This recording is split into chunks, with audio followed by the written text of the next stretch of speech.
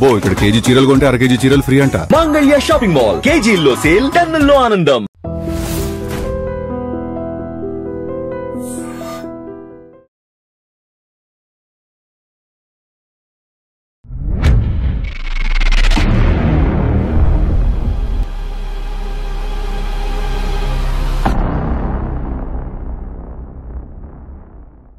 కొంతమంది అవతల వ్యక్తిని మానసిక క్షోభ గురి చేస్తూ అవమానపరుస్తూ ఆయనకున్న పరువును తగ్గించాలని చూస్తాడు, డిఫర్మేషన్ వేయాలనుకుంటారు.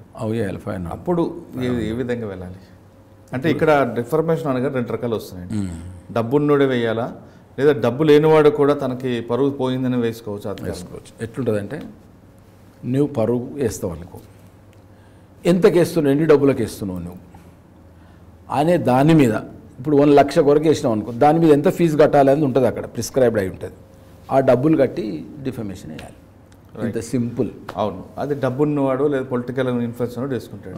సామాన్యుడు ఉంటాడు, ఆ సామాన్యుడు కూడా పరువు ఉంటుంది. ఆ సామాన్యుడిని కించపరిచే విధంగా మాట్లాడినప్పుడు ఆ పరువు ఉన్న వ్యక్తి డిఫరెంట్ ఉంటాడు, పరువు లేని వ్యక్తి కూడా డిఫరెంట్. తిడితే కూడా పట్టించుకునేవాడు ఉంటాడు, ఆడు బీదోడైనా పట్టించుకోగలుగుతాడు. దానికి నువ్వు డబ్బు, దానికి లీగల్ ఎయిడ్ ఉన్నది, కోర్టులో లీగల్ ఎయిడ్ అడ్వకేట్స్ ఉంటారు. ఒక సొసైటీ ఉంది దానికి, ఒకటి అందులో పోయి అప్రోచ్ అయితే వాళ్ళు ఫ్రీగా చూపించేస్తారు, గవర్నమెంటే కడుతుంది దానికి డబ్బులు.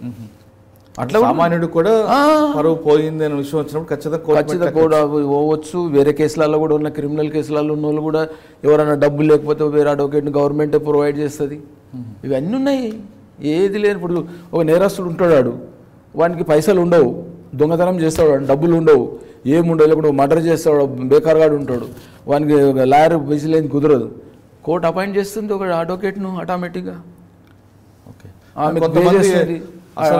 పరువు ఏంట్రా అనే క్వశ్చన్ చేసినప్పుడు ఏ విధంగా ప్రూవ్ చేసుకోవాలి? పరువును ప్రూవ్ చేయడానికి చాలా విషయాలు ఉంటాయి.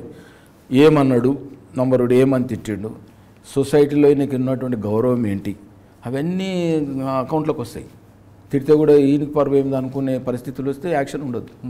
పరువు పడ్డ వ్యక్తి డిఫరెంట్ ఉంటాడు. ఊకేనా పోయి నాకు పరువు తీసిండంటే కుదరదు కదా.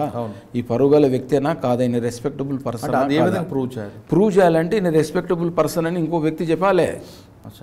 ఈ ఊళ్ళో అయిన పెద్ద మనిషినా, అందరి గౌరవం ఉన్నాడు, ఎప్పుడే కేసులలో లేడు, ఏమి ఇట్లా లేడు, ఇటువంటి నేరాలు చేసేటోడు కాడు, ఎవరి దగ్గరికి కూడా తన పని తను చేసుకొని బతికే వ్యక్తిని వచ్చి అవమానపరిచయం లేకుండా సూసైడ్ చేసుకుంటాడు ఆయన అని చెప్పొచ్చు. అట్లాంటివి ఉన్నాయి. ఇక మనం ప్రూవ్ చేసుకోవడంలో ఉంటుంది అవన్నీ. ఓకే, మీరు చూస్తున్నారు ఐ డ్రీమ్ న్యూస్ ని. Please subscribe I dreams. For more videos, subscribe I dream. Please subscribe for more videos. I dream. For more videos Subscribe I Dream. Please subscribe. Subscribe I dream channel. Do subscribe. I dream. I dream ఛానల్ని subscribe చేయండి.